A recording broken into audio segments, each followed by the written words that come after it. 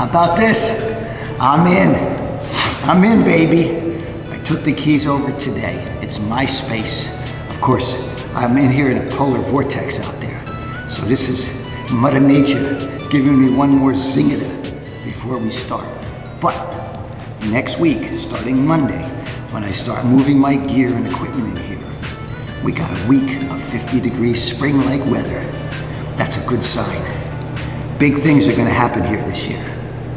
This space, 60 feet deep, 30 feet wide, 1,800 square feet, completely unobstructed floor space, except for this bathroom box I got tucked away here in the corner. I got a men's room and a ladies' room. Or, depending on how you feel that particular day, you use either one. They're both here. So, I'm sure you're wondering what happened to the other space, the one you saw in the video before Christmas. Well, that zoning guy and his cohorts, they dug their heels in. They would not budge. They said I was a manufacturer and I could not be in that space. Now, the town zoning ordinance allows manufacturing, but for some reason, in the resolution they drafted for that particular building, it could have been just a clerical error that they put it in that resolution that manufacturing is prohibited. It's random. It makes no sense. The lawyers would have had a field day with that.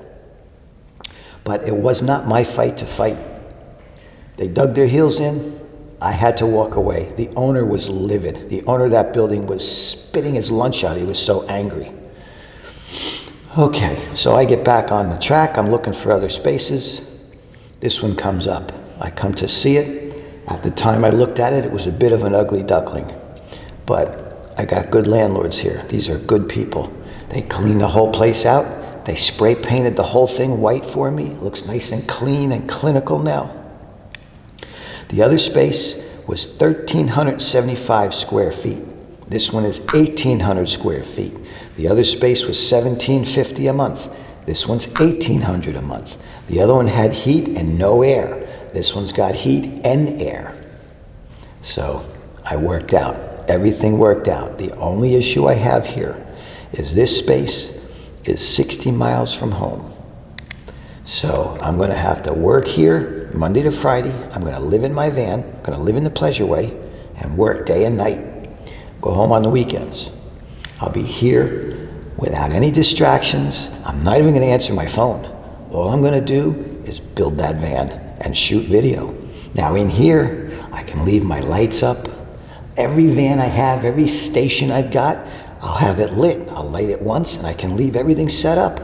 All my tool carts, all my tools, I can leave them out and start in when I wake up again. When I was home in the driveway, you know what it was like.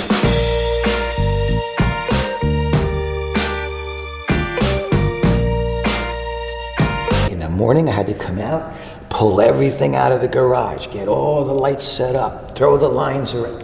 Then at the end of the day, break it all down and put it all back in the garage. As I said, my first visit to this space wasn't pretty. Festive maybe, but not pretty. So after a bit of thinking, I came back to this space a second time to do some tight measurements. I knew my tallest van was 9 foot 8 inches at the highest point. So I clamped a couple of my 2x2s to equal 9 foot 8 and walked it around the space, making sure I had clearance everywhere. I did not have clearance everywhere. See these two heaters? My vans are 9 foot 8 with the air conditioner. These heaters are 9 foot. So I cannot drive a van with air conditioners under these two heaters. I'm gonna have to come in the garage door and put them over there. You see this little box? This tiny little sensor box here on the air conditioning duct. Like I said, my van's 9'8". The bottom of that box is 9'9". So I can put a van here. I just have to bring it around these two heaters. Everything else in this space is clear. I've got plenty of room to work. All these lights are LEDs, so they're low consumption.